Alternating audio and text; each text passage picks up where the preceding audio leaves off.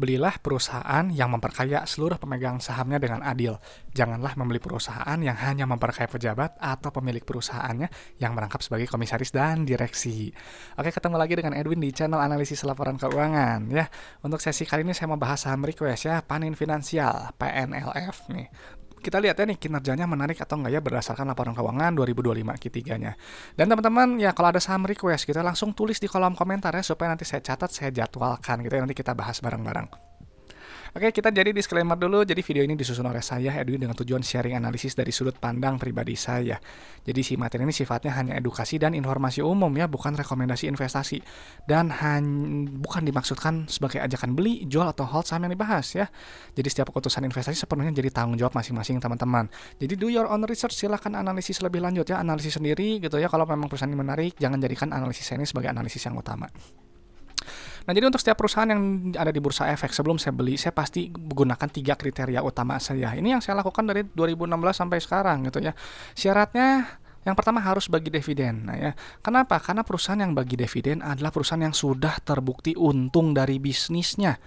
Gitu ya, sudah terbukti untung gitu ya. Jadi keuntungan perusahaan itu disisihkan oleh perusahaan dan dibagikan kepada kita pemegang sahamnya ya, bisa kita nikmati gitu. Jadi nggak cuman ngaku untung di atas kertas aja gitu. Makanya perusahaan yang bagi dividen itu jelas-jelas perusahaan yang pro kepada seluruh pemegang sahamnya ya. Jadi kalau perusahaan nggak bagi dividen, bisa jadi perusahaan tersebut hanya memperkaya pejabatnya atau owner perusahaannya yang biasanya merangkap sebagai komisaris dan direksi gitu. Dan untuk top manajemen, komisaris dan direksi ini gajinya udah ratusan juta tiap bulannya gitu ya. Jadi kalau mereka mengelola nggak profesional, asal-asalan, harga sahamnya anjlok, yang nggak akan peduli juga gitu ya, karena mereka udah enak dapat gaji yang pasti masuk tiap bulannya gitu. Sedangkan kita cuma dapat dari dividennya kalau perusahaan bagi dividen, dan juga dari capital gain kalau perusahaannya harganya naik gitu ya. Maka jadi di awal sekali kita memang harus hati-hati dalam memilih perusahaan. Nah, perusahaan yang bagi dividen biasanya itu punya kondisi bisnis yang sehat. Jadi kalau misalnya utangnya terlalu besar, harus kasih susah atau rugi melulu, ya perusahaan nggak akan bagi dividen lah gitu ya, karena perusahaan lebih mengutamakan untuk survival dulu gitu. Makanya kalau teman-teman udah tahu nih ada perusahaan yang bagi dividen rutin, punya kondisi bisnis yang sehat, pastiin teman-teman beli pada saat under value ya, di bawah nilai wajar belinya. Jangan di saat over value, karena kalau belinya di harga pucuk, di harga yang terlalu tinggi, yang super premium, nanti takutnya koreksi. Begitu koreksi, jadinya floating loss. Begitu floating loss, ya nunggu dijemput gitu. Cuma kan kita nggak tahu dijemputnya kapan ya di BFV-nya itu. Maka teman-teman sebelum berinvestasi ya gunakan akal sehat Anda gitu. Jadi jangan FOMO ya, jangan ikut-ikutan orang. Jangan mudah percaya rekomendasi, stock pick, jangan mudah percaya berita, isu, rumor, jangan mudah percaya analis, dan juga jangan mudah percaya kepada saya juga. Jadi teman-teman harus analisis sendiri, harus punya alasan yang kuat kenapa beli saham tersebut ya. Maka kita memegang, harus paham gitu prinsip berinvestasi ya, harus sabar ya, harus orientasinya jangka panjang. Nggak bisa kita harapannya tuh untung sangat besar dalam hitungan bulan gitu, jangka pendek nggak bisa ya, buang jauh-jauh. Dan harus fokus pada value gitu. Jadi hitung dulu value-nya dengan metode valuasi, misalnya pakai enterprise value, pakai DCF, terserah lah. Kita baru nanti tentuin entry price-nya. Nah, kenapa saya sampaikan gitu, harus paham ini, karena harga saham pada akhirnya akan mencerminkan kinerja perusahaan dalam jangka panjang, nggak jangka pendek. Kalau jangka pendek harga ya nggak ada hubungan lah ya, nggak ada hubungan antara harga saham dengan kinerja. Kan banyak perusahaan yang buruk, yang jelek, harganya digoreng naik kan gitu ya, setiap harinya gitu, dan banyak memancing investor yang beli gitu ya. Dan kembali ya, perusahaan yang buruk gitu ya, nanti harga sahamnya juga nanti kan anjlok lagi ya. Itu udah fakta kok terjadi gitu ya. Dan akhirnya banyak investor yang nyangkut di atas di harga atas gitu ya, nggak sempat exit lah atau apa, lalu mereka koar-koar di media sosial, marah-marah, dan saya baru bisa tahu, oh saham ini toh yang lagi rame gitu. Pas udah lihat, dicek, nah baru tahu dalamnya seperti apa. Jadi jangan sampai seperti itu ya teman-teman ya. Nah, jadi untuk si PNLF nanti akan saya analisis dengan analisis laporan keuangan versi saya ya, versi saya yang biasa saya lakukan dari 2016 sampai sekarang. Jadi kalau orang lain berbeda ya, beda pendapat ya wajar gitu ya, kan tiap orang beda ini ya, beda pendapat gitu. Dan jadi ini hanya sebagian kecil dari fundamental ya, dan hanya menilai kinerja masa lalu ya sampai 2025 Q3 gitu. Jadi untuk kuartal berjalan Q4 sampai ke depannya ya silakan ya proyeksikan sendiri gitu, bagus nggak ke depannya gitu ya. Dan buat saya ya, kita hanya di sini fokusnya ke laporan keuangannya, bukan pada harga sahamnya gitu ya. Jadi misalnya harga saham yang digoreng naik atau harga saham nggak kemana-mana atau turun terus ya, kita nggak bahas itu ya. Nah, jadi memang buat saya pentingnya untuk baca laporan keuangan, karena si laporan keuangan itu nanti satu-satunya cara untuk bercerita tentang kondisi perusahaan yang lagi sehat atau lagi sakit ya. Jadi nanti datanya akan dipindahkan ke Excel seperti ini, dan teman-teman bisa downloadnya kalau mau, linknya ada di deskripsi video, passwordnya ALK Edwin. Oke lah, kita langsung aja deh ke bagian analisis ya. PNLF ya 2025 Q3 udah bener ya. Nah ini teman-teman harus cek ya, ini si formatnya Financial ini seperti perbankan gitu ya. Ini kan bisnisnya tuh asuransi ya kalau nggak salah ya. Nah jadi kadang untuk di Excel ini kan dia formatnya non bank ya, jadi disesuaikan aja isinya. Kalau teman-teman yang udah biasa nonton video saya yang bagian perbankan pasti udah pasti tahu lah ya ngisinya caranya gimana. Oke langsung aja, yang pertama kita cek adalah riwayat pembagian dividen ya. Untuk PNLF kita lihatnya bagi dividen terakhir tahun buku 2021 ya, terakhir 2022 ya. Jadi perusahaan ini kenapa nih tahun buku 2022, tahun buku 2023, tahun buku 2024 ini nggak bagi dividen ya. Ini jelas perusahaan yang nggak menarik gitu ya. Kenapa? Ini bagi dividen dari seumur hidupnya cuma sekali, nggak ada nilai tambah yang dihasilkan gitu untuk pemegang sahamnya. Jadi ini perusahaan jelas-jelas nggak menarik buat saya ya. Ya apa gitu ya, jangan-jangan ini perusahaan memang cuma untung di atas kertas aja gitu. Karena ya tadi bagi dividen kok cuma sekali. Ya jadi nih saya langsung aja nggak menarik. Biasanya kalau yang nggak menarik saya langsung close laporan keuangan ya, nggak usah cari bagus-bagusnya lagi. Terlepas kalau harganya digoreng naik atau enggak gitu ya, naik tinggi ya saya nggak peduli juga lah. Nah langsung kita cek bagian kastara kas ya. Yang penting ini, kenapa kastara kas ini penting? Karena kastara kas ini adalah jumlah uang yang ada di dalam dompet perusahaan. Jadi uang kas ini punya fungsi untuk bayar operasional, untuk bayar ekspansi usaha, dan juga untuk bayar pinjaman ke bank. Jadi kalau nilainya terlalu kecil, itu hati-hati gitu ya. Kenapa? Karena arti takutnya perusahaan nggak bisa bayar operasional, nggak bisa bayar ekspansi usaha, atau juga nggak bisa bayar pinjaman ke bank yang masih ada gitu.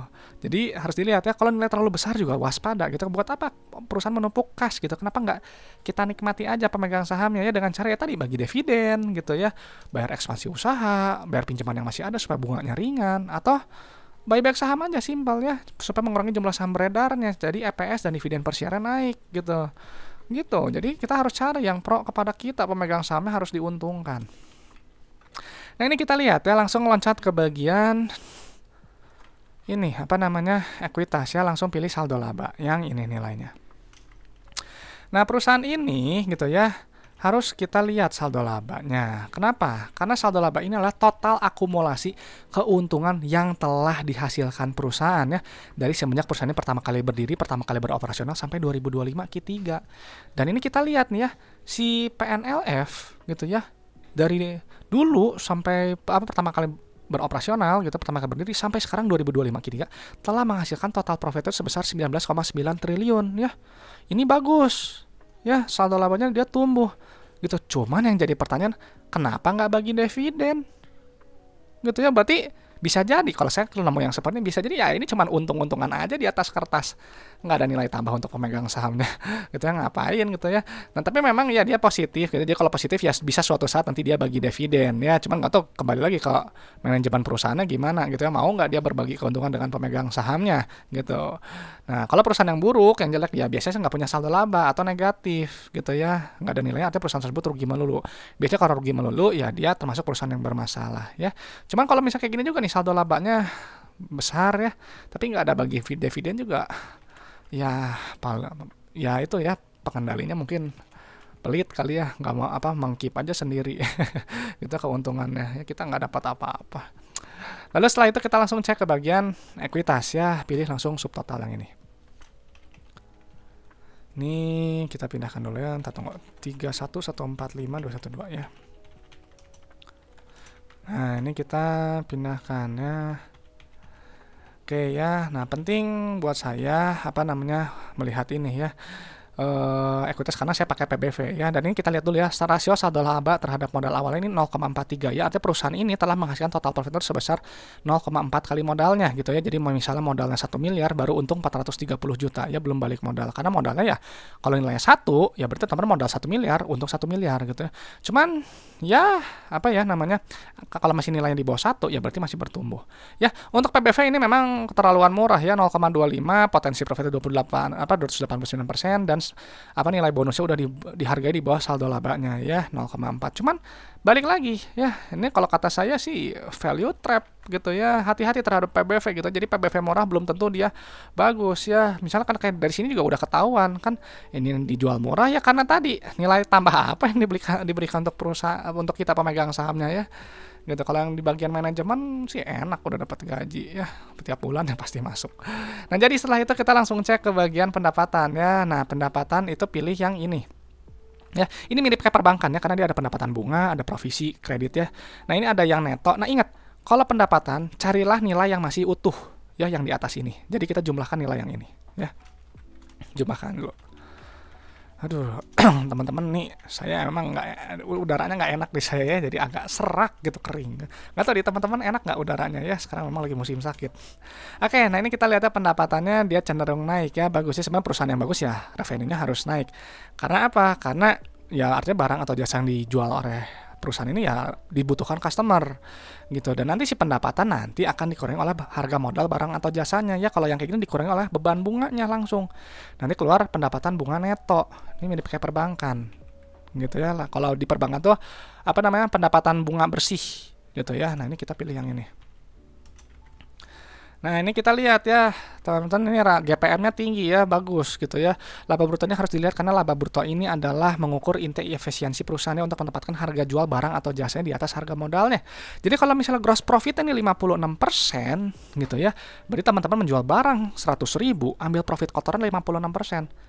44 ribunya itu adalah harga modal barang atau jasanya ya. Jadi memang cari yang tebal seperti ini bagus gitu ya, karena semakin besar gross profit nanti semakin besar ruang untuk net profit, karena nanti si gross profit nanti akan dikurangi oleh beban lain-lain gitu ya, beban bla bla bla, nggak tahu lah ini apa gitu ya, banyak gitu ya. Nanti muncullah di laba bersih. Laba bersihnya mana ya, ini. Nah, ini nih ya, pindahkan ya. Ini biasanya yang jadi pusat perhatian berita gitu ya, labanya naik, labanya turun gitu ya, gitu ya. Nah, kita lihatnya ini nanti ada ROI-nya sekian, NPM-nya sekian, dan untuk PER nih dihargainya murah sekali ya, PER-nya kurang dari 5 gitu ya. Cuman balik lagi ya gitu, PBV-nya murah, PER-nya murah gitu ya. Ya nilai apa yang bisa ditawarkan gitu ya kalau nggak bagi dividen gitu ya. Jadi value trap, cuman nggak tahu ini perusahaan ini harga 250 pernah naik tinggi nggak gitu ya, atau di sini-sini aja gitu ya, karena saya nggak gitu ngikutin si PNLF gitu. Cuman kalau nggak salah satu investor legendaris kita gitu ya, Pak Lokehong kalau nggak salah punya gitu ya PNLF. Kalau nggak salah ya dulu gitu. Coba cek aja lah beritanya ya. Kayaknya pernah baca saya dulu. Nah, oke ya, langsung cek ke bagian arus kas ya. Di arus kas ini untuk memvalidasi si pendapatannya di laba rugi. Karena penting gitu ya, nilainya yang ini yang paling atas. Karena si customer ini bahkan bayar tuh pakai uang. Nah, uangnya itu yang kita kumpulkan oleh perusahaan ya. Dan ini kita lihat ya, rasio ini 99% ya, bagus. Artinya customer tuh bayar hampir full. Gitu ya kan. Jadi si PNLH ini kan dia bilang 11,6 triliun. Ya 11,6 triliun ya pendapatannya. Uang yang diterima 11,5 triliun. Bagus ya. Kalau analoginya teman-teman jual barang 100 juta, customer bayarnya 99 juta ya, 1 jutanya berubah dalam bentuk piutang harus nanti teman-teman tagih. Carilah perusahaan yang rasionya tinggi seperti ini, bagus ya, kan artinya manajemen kasnya dia sangat baik gitu ya untuk mengumpulkan uang kas.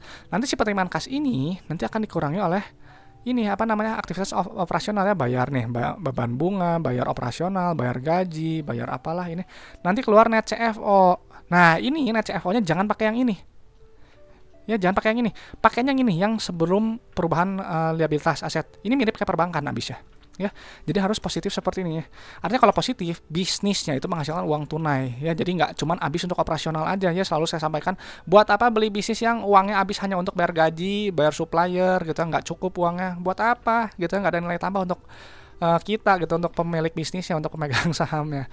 Dan nanti si uang ini digunakan untuk ekspansi usaha ya, tuh nilainya negatif. Apa aja ekspansi usahanya?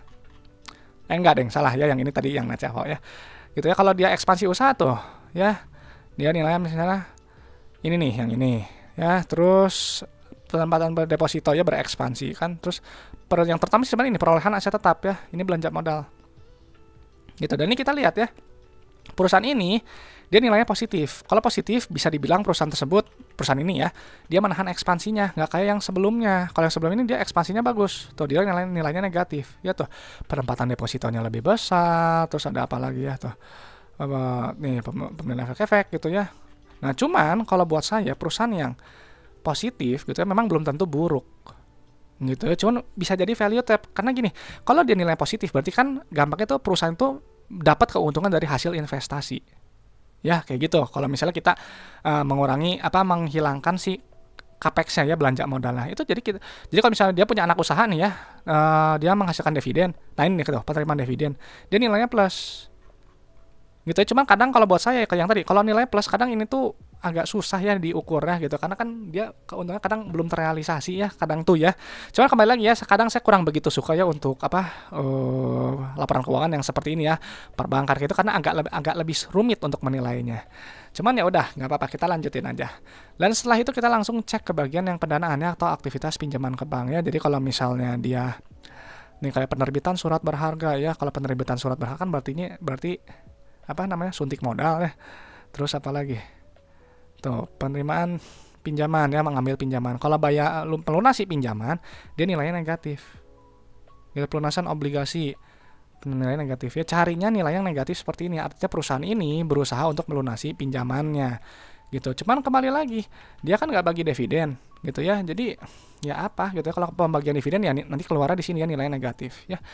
Jadi saya nggak terlalu banyak terlalu lama ya bahas PNLF, karena satu ya ini memang formatnya jujur aja gitu. Saya pernah sampaikan yang sebelumnya juga, kalau yang perusahaan yang perbankan terus yang agak rumit-rumit kayak ini bisa saya juga agak susah gitu ya, nggak yang terlalu master juga lah gitu ya. Cuman nggak apa-apa ya, udah kita pindahkan kita data-datanya. Nah ini yang penting yang harus teman-teman tahu. Setelah kita pindahkan datanya, yang pertama ya, perusahaan ini jelas nggak menarik ya buat saya. Karena apa?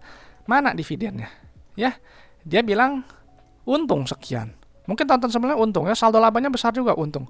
Mana keuntungannya ya? Berarti ini cuma hanya untung di atas kertas aja. Nggak ada nilai tambah yang dibagikan untuk pemegang sahamnya, mungkin hanya untuk memperkaya pejabatnya atau mungkin owner perusahaannya gitu ya. Enak lah mereka udah dapat gaji. Saldo laba positif ya, bisa aja suatu waktu mudah-mudahan bagi dividen ya. PBV dan PR-nya udah murah ya gitu ya, ada 5 PR-nya, PBV-nya 0,2 gitu ya. Cuman ya bisa jadi value trap ini ya.